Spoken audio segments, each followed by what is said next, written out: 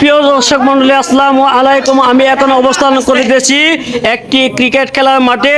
আপনারা দেখুন, এই বৃষ্টির মধ্যে ক্রিকেট খেলা জমে উঠেছে, জমজমাজম খেলা।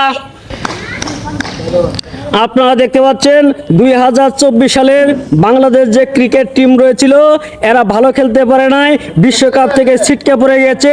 তাই বিসিবিতে যতগুলো প্লেয়ার রয়েছিল, সাকিব, শান্ত, লিটন দাস, সৌম্য সরকার, সব প্লেয়ারকে বাদ দেওয়া হয়েছে। আর আমাদের এই প্লেয়ারগুলো চান্স পেয়েছে।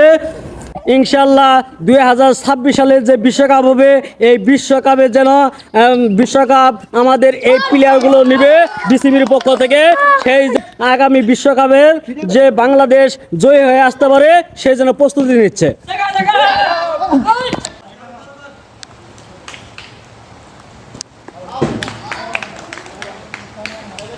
জি ভাঞ্জে, এই প্লেয়ারগুলো খেলতেছে। এই ভাঞ্জে যদি সাকিব, মুশফিক এরা খেলতো, অবশ্যই বাংলাদেশের ক্রিকেটের যে বিশ্বকাপ রয়েছে, চ্যাম্পিয়ন ট্রফিতে